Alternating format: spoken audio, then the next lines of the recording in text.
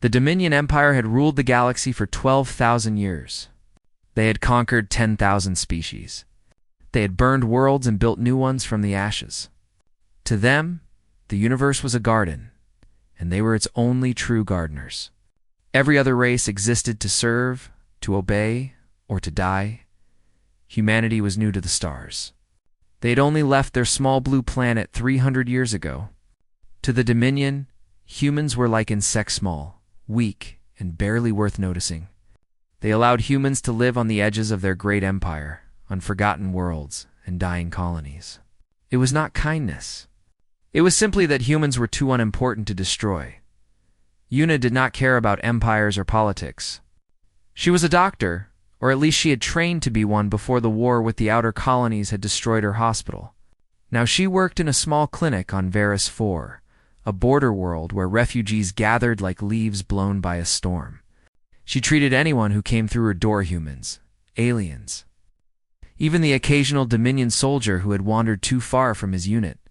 She was 32 years old. She had kind eyes and gentle hands. She missed her husband, who served somewhere far away in the human fleet.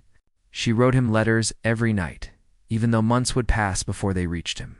She told him about the children she treated, about the funny old alien merchant who brought her tea, about how much she wished he was there to hold her. She did not know that her husband was General Park Tyke, the most feared human commander in the galaxy. She did not know that the Dominion had placed a bounty on his head worth more than some planets. To her, he was simply Tyke, the quiet boy she had met in school. The man who cried at sad movies and could not cook rice without burning it. The trouble began on a cold morning in the 6th month of the year. A Dominion supply convoy had been attacked 2 systems away. 40 ships destroyed. 10,000 soldiers dead. The attackers had vanished without a trace. Admiral Kell was furious. He was the commander of the Dominion's 3rd Sector Fleet, a proud and ancient warrior who had never lost a battle. The attack made him look weak. His superiors were asking questions. He needed someone to blame. His advisors suggested the human settlement on Varus 4. There was no evidence that the humans were involved. There was no evidence of anything at all. But Kell did not need evidence. He needed a show of strength. He needed to remind the galaxy that the Dominion did not tolerate disobedience. The soldiers came at dawn. They surrounded the clinic where Una worked and dragged everyone outside. The patients, the nurses, the old cleaning woman who had worked there for 30 years, all of them forced to kneel in the dirt while Dominion officers shouted accusations. Una tried to reason with them. She showed them her records, her supplies, her medicine. She explained that she was just a doctor, that she helped people, that she knew nothing about any attack. The soldiers laughed at her. One of them struck her across the face and told her to be silent. Admiral Kell arrived that afternoon. He was tall and thin, with gray skin and eyes like chips of black ice. He walked through the line of prisoners slowly, studying each face. When he reached Una, he stopped. "This one," he said. "She is their leader." Una was not a leader. She was not important. She was simply the only human doctor on the colony, and that made her visible. That made her a symbol. The trial was held the next morning. It lasted 11 minutes. The judge was a Dominion officer who had already written the verdict before the proceedings began. Una was accused of terrorism, of conspiracy, of crimes against the Empire. She denied everything. Her words were not recorded. The sentence was death by hanging. It was an old punishment, one the Dominion reserved for species they considered beneath them. Shooting was too quick, too dignified. Hanging was slow. Hanging was humiliating. It sent a message. They built the platform in the center of the colony, where everyone could see. They made the humans watch. They made the aliens watch too, so that all would understand what happened to those who defied the Dominion. Una was brought out at sunrise. Her hands were tied behind her back. Her clinic uniform was torn and dirty, but her face was calm. She had cried all night in her cell, cried until there were no tears left. Now there was only a strange peace, a quiet acceptance that she had done her best, and that some things were beyond her control. She thought of Tyke. She hoped he would not blame himself. She hoped he would find happiness again, even without her. She hoped he would remember the good times, the walks in the rain, the lazy Sunday mornings, the way he used to sing badly while cooking breakfast. The rope was rough against her neck. The platform was cold beneath her feet. The crowd was silent, hundreds of faces staring up at her with horror and helpless rage. A Dominion officer read the charges one final time. His voice was bored, mechanical. To him, this was routine. Another execution. Another lesson taught. Una closed her eyes. She whispered a prayer, not for herself, but for her husband. "Stay safe," she breathed. "Please, stay safe." The platform dropped. It was over quickly. The crowd gasped. Some of the humans screamed. The Dominion soldiers watched with cold satisfaction. Admiral Kell smiled. The message had been sent. The humans had been reminded of their place. Soon, this little colony would be forgotten, and he would return to more important matters. He did not bother to learn the woman's name. He did not ask about her family. He did not care who she was or who might be waiting for her somewhere among the stars. She was just a human. She was nothing. The execution was recorded and broadcast across Dominion space. It played on screens in every sector, in every station, on every world. A warning to all who might think of rebellion. Somewhere, far across the galaxy, a message began its long journey through space. It carried the recording, the news, the truth of what had happened on VERIS-4. It would take 3 days to reach its destination. 3 days before a husband would learn that his wife was dead. 3 days before the galaxy would begin to burn.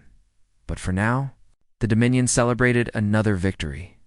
They raised their glasses to Admiral Kell. They praised his swift justice. They laughed at the foolishness of humans who thought they could challenge an empire. They did not know what they had done.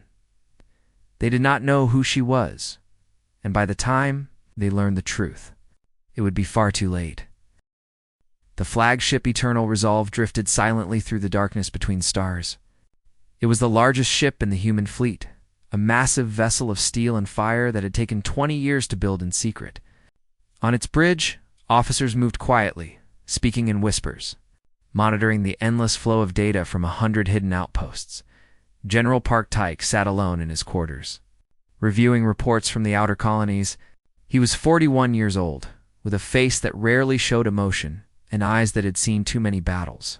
His men called him the Silent Reaper, a name earned through dozens of campaigns against pirates, rebels, and the occasional Dominion patrol that wandered too close to human space. But to those who knew him well, Tyke was something else entirely. He was a man who kept a photograph of his wife beside his bed. He was a man who read her letters over and over, memorizing every word. He was a man who had spent 2 years away from the woman he loved, building humanity's secret weapon. She healed the sick on a forgotten world. He did not know that she was already gone. Lieutenant. Sora appeared at his door just after midnight. She was young, barely 30, but her face was pale and her hands were shaking.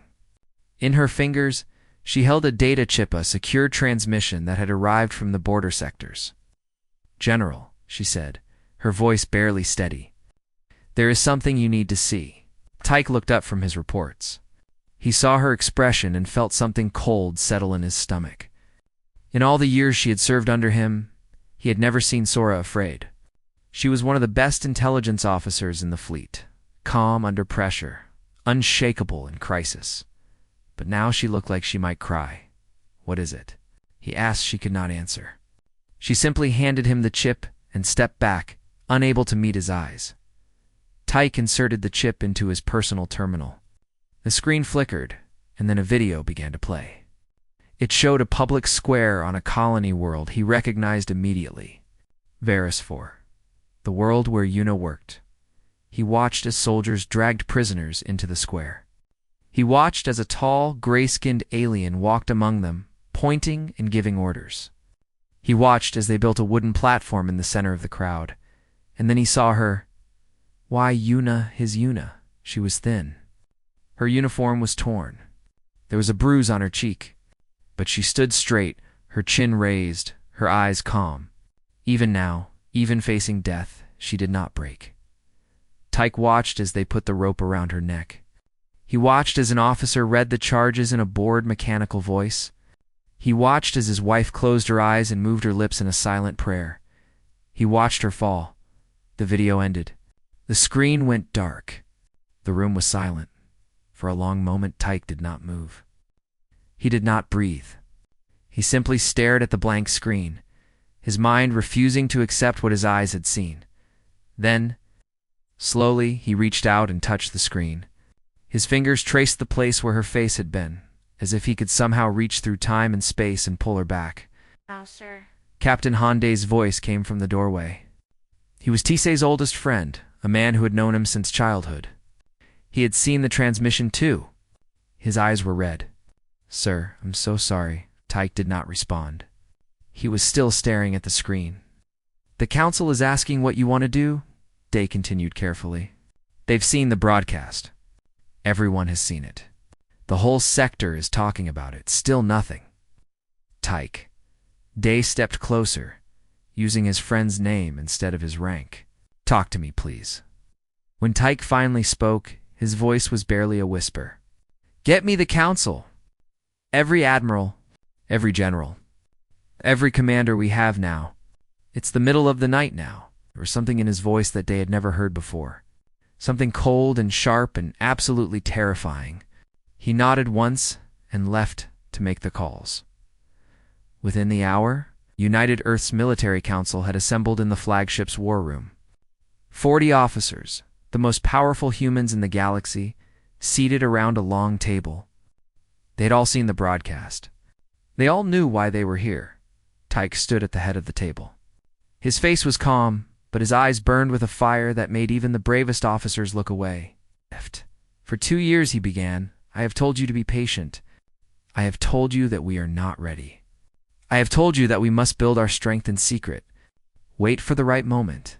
Choose our battles carefully." He paused, letting the silence stretch. "I was wrong." He pressed a button, and a holographic map appeared above the table. It showed the entire galaxy, the vast expanse of Dominion space. It's a tiny cluster of human colonies on the edge, and something else. Something that made the officers gasp. Hidden shipyards, secret bases, training facilities buried in asteroids and moons across the outer rim. 200 warships, 50 carriers, 3 million soldiers. Humanity's hidden army. We've been preparing for this day since before most of you joined the service, Tyke continued. We knew that eventually the Dominion would push us too far. We knew that someday we would have to fight. He looked around the table, meeting each officer's eyes in turn. That day is today. Admiral Yoon, the oldest member of the council, spoke up. "General, with respect, we all grieve for your loss. But war with the Dominion? They have 10,000 fleets. They have ruled for 12,000 years. We cannot. They killed my wife." Tyke's voice was quiet, but it silenced the room instantly. They hanged her in a public square for crimes she did not commit. They broadcast her death as entertainment.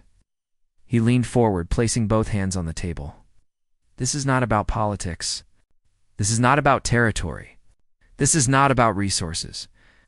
His voice dropped to a whisper that somehow filled the entire room. "This is about making them understand that humanity is not to be touched, that our people are not to be murdered for sport, that there is a price for what they have done, and they will pay it in blood." The room was silent. "I'm asking for total war," Tyke said. "Not to conquer. Not to rule. To punish. Every ship that flew under Admiral Kell's flag, every officer who signed the order, every world that cheered while my wife died, his eyes were cold as starlight. I want them to burn." The vote was unanimous. By morning, the human fleet had begun to move. Ships emerged from hidden bases across the outer rim, forming into battle groups, checking weapons, plotting courses. The Dominion had no idea what was coming. They would learn soon enough. The Dominion had not fought a real war in 800 years. They had crushed rebellions. Yes. They had destroyed pirates and criminals. But a true war against an enemy who could fight back? That was ancient history, the stuff of legends and old stories. They had forgotten what it felt like to be afraid. Admiral Kell sat in his command center on Varus 4, enjoying a glass of expensive wine. The execution had been a success. The humans were quiet. The other species were terrified. Order had been restored. His reputation had been saved. He was thinking about his upcoming promotion when the first alarm sounded. "What is that?" he demanded, rising from his chair. His officers were scrambling, staring at their screens with wide eyes. One of them turned to face him, and Kell saw something he had never seen on a Dominion soldier's face before. Fear. Ship's admiral. Human ships. Hundreds of them. Kell laughed. Hundreds. The humans don't have hundreds of ships. They barely have 50. Run the scan again. Sir, I've run it 3 times. There are 200 warships dropping out of hyperspace at the edge of the system, and they're heading straight for us. For the first time in his long career, Admiral Kell felt a chill run down his spine. He had 40 ships under his command. 40 ships that had been built for patrol duty, for chasing smugglers and showing the flag. They were not designed for battle against a fleet this size. "Signal for reinforcements," he ordered. "And get my ship ready, too." The lights went out. Not just in the command center. Everywhere. Across the entire orbital station. Across every Dominion vessel in the system, power simply died. Screens went dark. Engines stopped. Weapons fell silent. Lieutenant Sora had done her job well. The virus she had planted in the Dominion's communication network 3 months ago had finally been activated. It spread through their systems like fire through dry grass, killing everything it touched. The human fleet arrived to find the enemy blind, deaf, and helpless. General Park Tyke stood on the bridge of the Eternal Resolve. Watching the battle unfold on the tactical display, his face showed no emotion. His voice was calm and steady as he gave orders. Target their command ships first. No escape pods. No survivors. His officers obeyed without question. They had all seen the video. They all knew what the Dominion had done, and they all understood that this was not a battle, this was an execution. The Dominion fleet was destroyed in 6 hours. 40 ships, 10,000 soldiers, all of them gone. Admiral Kell's flagship was the last to fall, its hull torn apart by missile fire until only the bridge remained. Drifting in the darkness like a broken toy, TK ordered his men to board what was left. They found Kell hiding in a storage compartment, surrounded by his personal guards. The guards fought bravely, but they were outnumbered and outgunned. Within minutes, they were dead, and Kell was on his knees with human soldiers pointing weapons at his head. They dragged him down to the surface of Varus 4, to the same square where Una had died. The wooden platform was still there. The rope was still hanging from its beam. The colonists gathered to watch humans and aliens alike. Many of them had seen Una die. Many of them had been forced to kneel in this very square while Dominion soldiers laughed at their fear. Now, it was the Dominion's turn to be afraid. Admiral Kell was brought before General Tyke. The alien's gray skin had gone pale. His black eyes darted left and right, looking for escape, looking for mercy. He found neither. "Do you know who I am?" Tyke asked quietly. Kell shook his head. To him, all humans looked the same. "My name is Park Tyke. I am the Supreme Commander of the United Earth Defense Fleet." He paused. "And 2 weeks ago, you killed my wife." Kell's eyes went wide. His mouth opened, but no words came out. He looked at the platform, at the rope, and suddenly understood. "Wait," he gasped. "Wait, please. I didn't know. She was just a human. I didn't know she was important. I'll make it right. I'll pay compensation." "Ill compensation?" Tyke's voice was soft, almost gentle. "You think you can pay for her life? You think there is a price that would satisfy me?" He stepped closer until his face was inches from Kell's. "There is no compensation for what you took from me. There is no amount of gold or territory or apologies that will bring her back." His voice dropped to a whisper. "But I can make sure you understand, in your final moments, exactly what you have done." The soldiers lifted Kell onto the platform. The alien struggled, screamed, begged in a dozen languages. None of it mattered.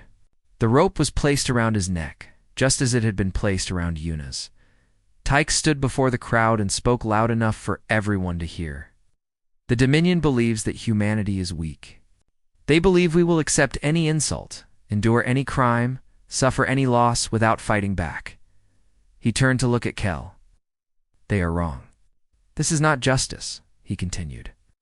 Justice would be a fair trial, a measured punishment, a chance for redemption. This is not justice. His eyes were cold as ice. This is vengeance, and it is only the beginning. He nodded to his soldiers. The platform dropped. Admiral Kel fell, and the rope caught him, and the galaxy changed forever. The execution was broadcast across every channel, every frequency, every corner of Dominion space. Billions watched as a human general hanged one of their most powerful admirals using the same method the Dominion had used on his wife. The message was clear. Humanity had awakened, and it was hungry for blood. On the Dominion homeworld, Emperor Voroth watched the broadcast in his ancient throne room. He had ruled for 1,000 years. He had seen empires rise and fall. He had crushed rebellions that spanned entire galaxies. But as he watched the human general's cold eyes stare into the camera, he felt something he had not felt in centuries. Fear. Find out everything about this man, he ordered his advisors. Everything. His history, his family, his weaknesses, and send the Fifth Fleet to destroy the human colonies. All of them. His advisors hurried to obey. But deep in his ancient heart, Vorath knew it was already too late. The humans had been patient. They had been clever. They had built their strength in secret while the Dominion grew fat and lazy. Now the war had begun, and the Dominion was not prepared. The war spread across the galaxy like wildfire. In the first month alone, humanity destroyed 30 Dominion fleets, captured 200 worlds, and killed more enemy soldiers than any conflict in the past 1,000 years. The great empire that had ruled unchallenged for 12 millennia was bleeding. It did not know how to stop. General Park Tyke led from the front. His flagship, the Eternal Resolve, became a symbol of terror for Dominion forces. Wherever it appeared, death followed. Whenever his name was spoken, strong soldiers trembled. The Dominion gave him a new name, the Widower. It was meant as an insult, a reminder of his loss, a way to mock him. But Tyke embraced it. He wore his grief like armor. Every battle, every victory, every enemy ship that burned was a tribute to Yuna. He would not rest until the Empire that had killed her was nothing but ash. Captain Honde led a strike force of 50 ships deep into Dominion territory. Their target was Throne Nexus, the great shipyard that built half of the Empire's warships. It was defended by 300 vessels and orbital weapons that could destroy a planet. Day did not attack directly. That would have been suicide. Instead, his ships dropped out of hyperspace behind a massive asteroid, using its bulk to hide their approach. They launched 1,000 small drones, each one carrying enough explosives to crack a cruiser's hull. The Dominion detected the drones too late. By the time their weapons came online, the swarm was already among them, slipping through shields, attaching to hulls, detonating in perfect sequence. The shipyard's defensive fleet lost 100 ships in the first 10 minutes. Then, Day's warships emerged from behind the asteroid, and the real slaughter began when it was over. The greatest shipyard in the Dominion lay in ruins. 40 years of construction, 100 billion credits of investment, all of it reduced to floating debris. Day returned to the fleet with all 50 ships intact. He had not lost a single vessel. Lieutenant Sora fought a different kind of war. Her weapons were not missiles and lasers, but information and secrets. She led a network of spies and agents that reached into every corner of the Dominion, spreading truth and lies with equal skill. She broadcast the recording of Yuna's execution to every world in the Empire. She added context stories of other atrocities. Other innocent people killed for no reason, other families destroyed by Dominion cruelty. She showed the galaxy that the Empire was not a benevolent ruler, but a monster that fed on the suffering of the weak. The effect was devastating. Species that had been loyal to the Dominion for thousands of years began to question their masters. Rebellion sparked on a dozen worlds. Soldiers deserted their posts. Government officials fled with state secrets. The empire was rotting from within. And Sora was the one spreading the infection. Emperor Vorith watched his domain crumble with growing desperation. Every day brought new reports of disaster. Every week, another fleet was destroyed. Another world was lost. Another admiral was killed. His advisors offered plans and strategies, but nothing worked. The humans were too fast, too clever, too ruthless. He sent peace envoys to negotiate a ceasefire. General Tyke executed them on sight. He offered tribute gold, technology, territory, anything the humans wanted. Tyke burned the treasury ships that carried it.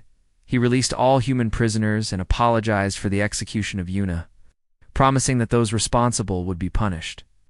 Tyke's response was broadcast across every channel. Showed my wife no mercy. You will receive none. The human fleet continued its advance, burning everything in its path. Vorath tried one final strategy. He gathered the 5 largest fleets remaining under his command. 2,000 ships in total and sent them to ambush the human forces at a remote system called the Burning Reach. It was a trap. Carefully planned, designed to catch the humans off guard and destroy their main fleet in a single battle. Tyke knew about the trap before the Dominion ships even left their bases. Sora's spies had informed him of every detail, the number of ships, their positions, their commanders, their orders.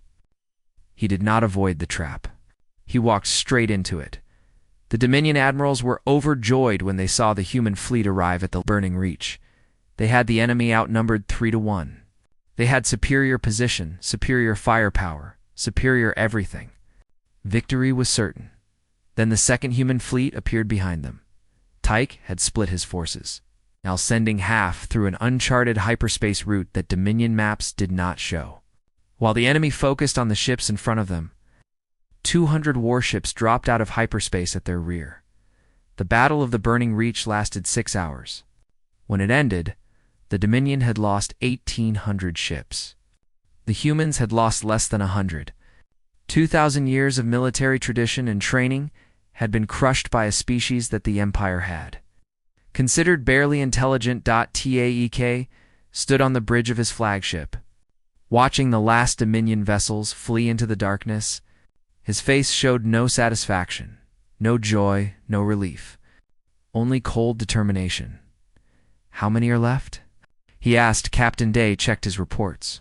Intelligence estimates the Dominion has maybe 300 combat-capable ships remaining, plus whatever defensive forces they have around the homeworld. Then we go to the homeworld. Day hesitated. Sir, even with their losses, attacking Vorath Prime will be dangerous. They'll have orbital defenses, ground forces, probably weapons we don't even know about. Our casualties, I don't care about casualties. Tyke turned to face his old friend. I don't care about risk. I don't care about anything except standing in that Emperor's throne room and making him pay for what he allowed to happen. His voice was quiet, but it carried a weight that silenced every officer on the bridge. They killed Yuna because they thought we were weak. They thought we would do nothing. They thought they could murder our people and face no consequences. His hands tightened on the railing. I am going to show them exactly how wrong they were. The fleet changed course, pointing toward the heart of the Dominion Empire. Vorath Prime awaited, and the Widower was coming. Vorath Prime was beautiful. It had been the heart of the Dominion for 12,000 years, a world of golden cities and silver towers, of gardens that stretched for 1,000 miles and palaces that touched the clouds. 100 billion people lived there, served by machines and slaves, ruling an empire that spanned the stars. Now it burned. The human fleet arrived at dawn. 200 warships emerging from hyperspace like ghosts from a nightmare. The Dominion's orbital defenses opened fire immediately, massive weapons capable of cracking moons. Defense platforms that had never been tested in real combat. Fleets of desperate soldiers making their final stand. None of it mattered. General Park Tyke had planned this battle for months. Every weapon had been studied. Every weakness had been found. Every defense had a counter. His ships moved through the enemy fire like water through rocks, taking losses but never stopping. Always pushing forward, the battle lasted 3 days. On the first day, the human fleet destroyed the orbital platforms. Thousands of defense satellites, decades of construction, all of them reduced to burning debris that fell through the atmosphere like rain. On the second day, they broke the Dominion fleet. 300 ships, the last military force the Empire possessed, fought with the courage of the doomed. They knew they could not win. They fought anyway, because there was nothing else left. By sunset, not one of them remained. On the third day, General Tyke landed. He did not bomb the palace from orbit, though he could have. He did not demand surrender through long-range communication. He wanted to look Emperor Vorath in the eyes. He wanted the ancient ruler to see exactly who had destroyed his empire. The landing force was small, just 200 soldiers. The best warriors humanity had to offer. They touched down in the palace gardens, surrounded by fountains and flowers that had grown for 1,000 years. Then they began to walk. The palace guards tried to stop them.